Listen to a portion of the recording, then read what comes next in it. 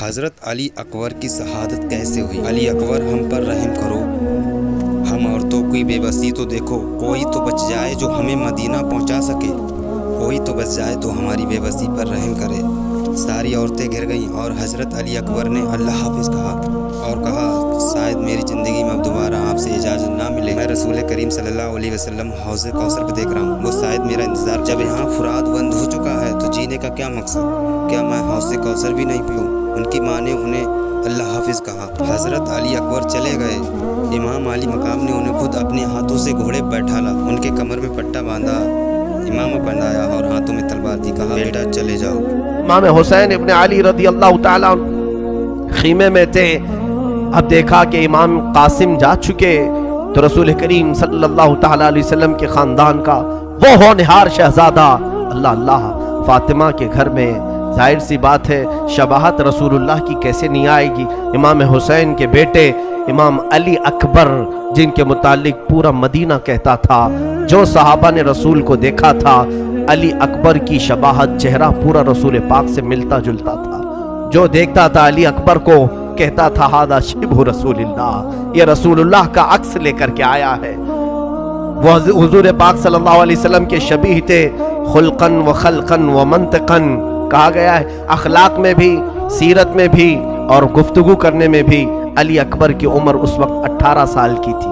18 سال کی عمر کے بچے، ذرا توجہ دو، 18 سال کی عمر میں تم تو یہ سوچتے ہو کہ ہماری عیاشی کے دن ہیں، ہمارے گل کھلانے کے دن ہیں، آج ہم گناہوں کے اڈوں پر جا کر اپنی عمر کو اس طرح برباد کرتے ہیں۔ 18 سال کے بچوں، جاؤ علی اکبر کے دروازے پر پوچھو کیا ان کی جوانی نہیں تھی؟ کیا ان کی خواہشات نہیں ہوں گی؟ کیا ان کے گھر میں کوئی کھیلنے کودنے کی چیزیں نہیں ہونی چاہیے تھی؟ آج تم اپنے والدین سے ضد کر کے اپنی تمام خواہشات پوری کروا لیتے ہو۔ علی اکبر نے زندگی بھر میں کون سی ایسی ضد کی؟ ایک ہی ضد کیا، خیمہ حسین میں آئے، کہا بابا جان اب مجھے اجازت دے۔ امام حسین نے کہا بیٹا میں تجھے کیسے اجازت دوں، تو مت جا۔ سارے لوگوں کو امام حسین خود ہی اجازت دے رہے تھے۔ علی اکبر نے ضد کرنا شروع کیا کہ بابا جان میرے ہوتے ہوئے آپ نہ جائیں، میں اپنے آنکھوں کے سامنے آپ کو کیسے جاتا ہوا دیکھوں، برائے مہربانی آپ مجھے اجازت دیں۔ یہ پہلا شہزادہ ہے جن کو امام حسین نے کہا جاؤ بیویوں سے اجازت لے آؤ، اماں اور پھوپھی سے اجازت لے آؤ۔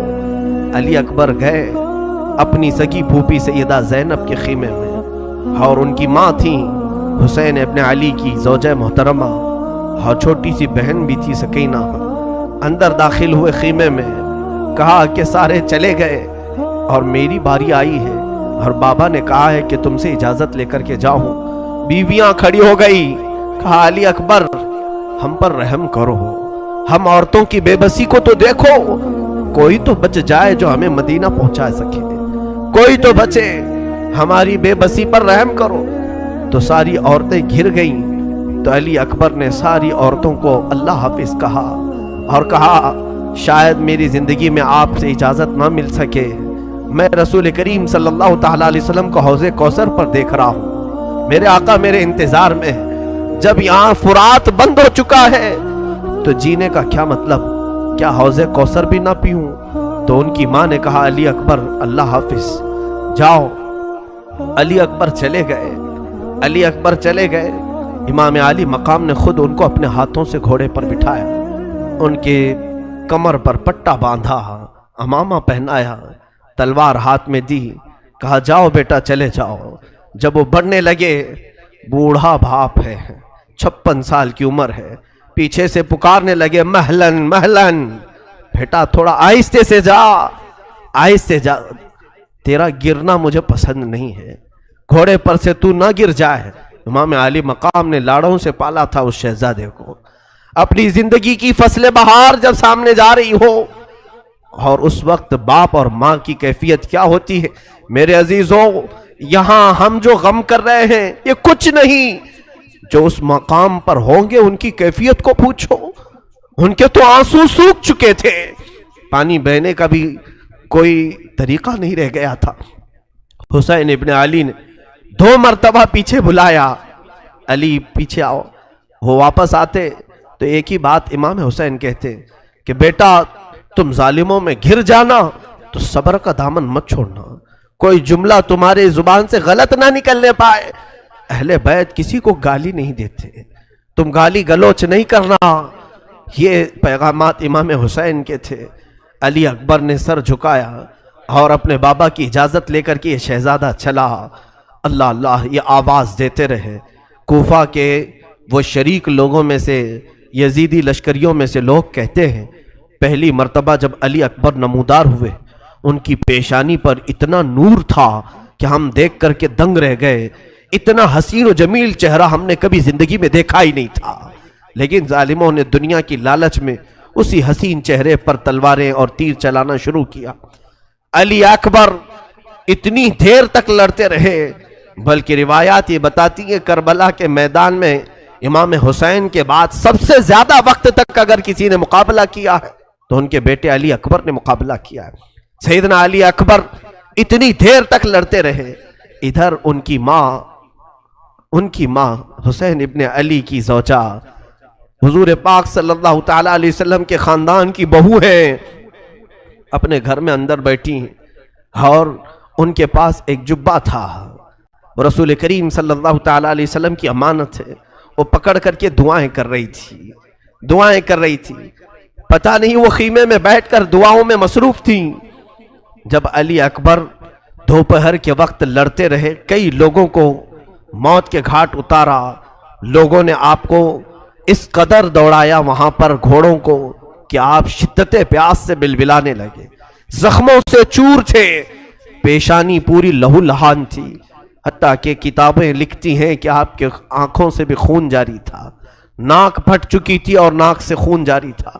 وہ ہم شبیہ رسول کا چہرہ خون میں گرا ہوا تھا، لیکن بیچ میں ایک مقام ایسا آیا کہ حسین کا کوئی شہزادہ واپس تو نہیں آیا۔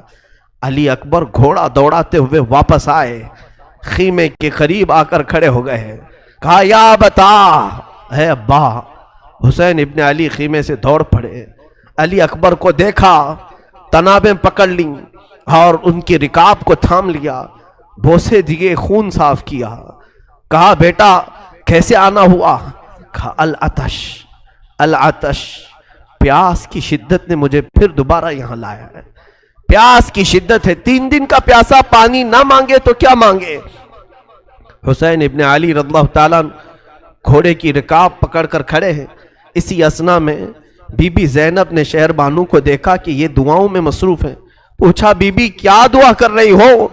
کہا رسول اللہ کا جبہ ہے، میں نے سنا ہے اس کو پکڑ کر دعا کریں تو کبھی رد نہیں ہوتی، میں نے اللہ کی بارگاہ میں یہ دعا کی ہے، اے مالک و مولا تو نے یوسف کو یعقوب کے پاس لوٹایا تھا برسوں بعد، ایک بار میرے علی اکبر کو میری طرف ایک بار لوٹا دے۔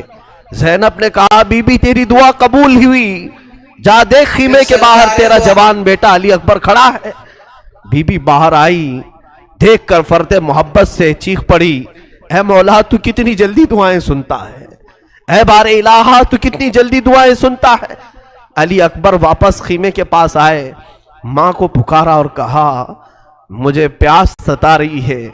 حضرت بی بی شہر بانو کہتی ہیں اندر دوڑتی گئی، پورے کربلا میں دردناک منظر ہے، کہتی ہیں جو مشکیزہ تھا اٹھا کر بار بار جھٹکتی تھیں، ایک بوند تو پانی مل جائے، وہ سوکھے مشکیزے کو جھٹکتی رہ گئی، ایک بوند بھی پانی اس سے نہ نکلا، پھر رکھتی تھیں، منظر وہی یاد آتا ہے۔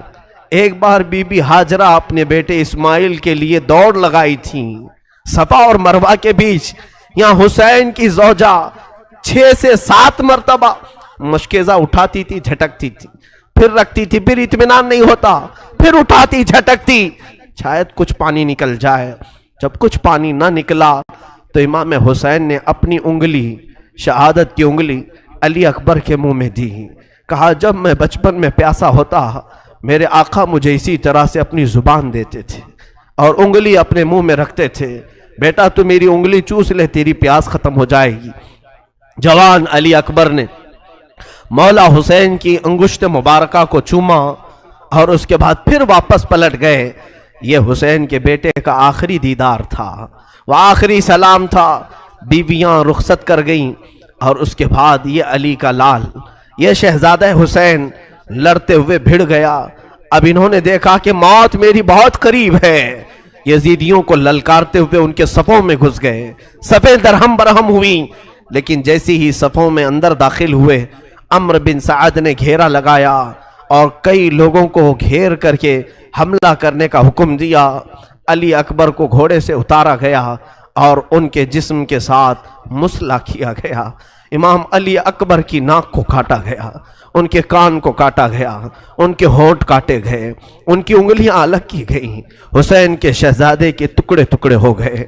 لیکن میرے عزیزوں، 1000 ٹکڑے ہو جائیں، قرآن پھر بھی گواہی دیتا ہے، خبردار انہیں مردہ نہ کہنا، اللہ کی راہ میں مارے گئے ہیں، وہ زندہ ہیں۔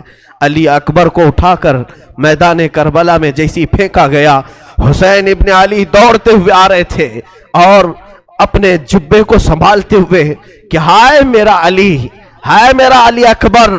لیکن اسی اسنا میں روایت یہ بتاتی ہے گھوڑوں کا ایک جھنڈ آیا جو امام حسین کے سامنے سے گزرتے ہوئے ان کے جوان بیٹے کی لاش کو رونتے ہوئے چلے گئے، یہاں تک کہ لاش اٹھانے تک نہیں دیا۔ علی اکبر کی لاش کو گھوڑوں نے رون دیا۔